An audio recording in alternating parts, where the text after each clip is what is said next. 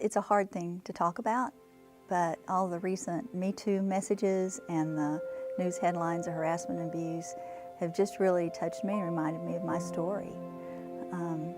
My story has a lot of parallels to Joseph. Joseph was imprisoned, and like Joseph, I was imprisoned through no fault of my own.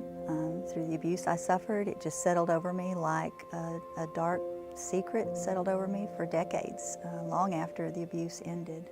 In the Joseph story, God redeemed him from prison, and he redeemed me as well. That's what the work of God is. God is the redeeming God. And so I go to Luke 15, talks about between the parable of the lost sheep and the parable of the lost son is the parable of the lost coin.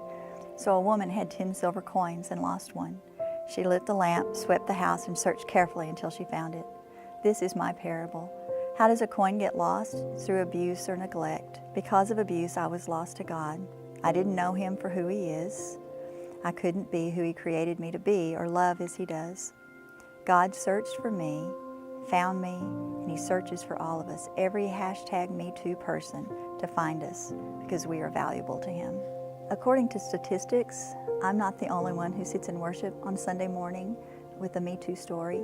And hopefully there's a lot of people like me who rejoice at their transformation and healing, but there may be some who are still hurting. And I just want them to know they're not alone, that their story can change. Our story's not about what someone did to me, but what God has done for me, and that Jesus died for me too. Our stories don't end with what people do to us. They end with what God can do through us. I love in the story of Joseph that at the end, Joseph has the opportunity to bless the people who were responsible for his abuse to begin with. And he did. And that's the true transformation, the power of God to transform us, to change that hurt to where we change it to blessing, even the ones who abused us to begin with. I just want people to know that if you need to change for whatever reason, that you have a Redeemer, and that God desires nothing more than to write the end of your story. Anytime we talk about sex, we're exposed to these words or these thoughts, we're exposed to Me Too, it can be very triggering. I think it's because sexuality is so intertwined with how we experience our identity. So some of you may leave here today or may already be feeling exhausted, may feel overwhelmed. See, I mean, it's happening.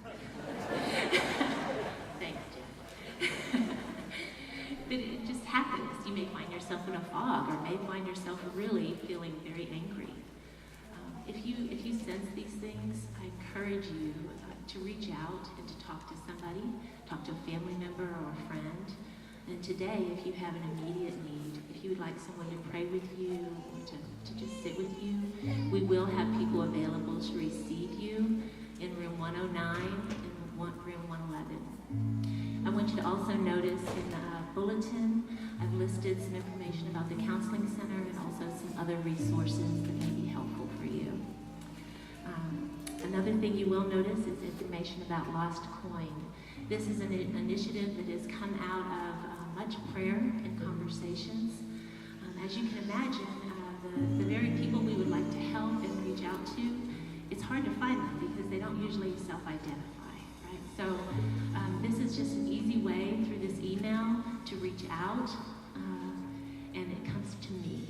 So if this sermon, this message, or this video has touched your heart, please send me an email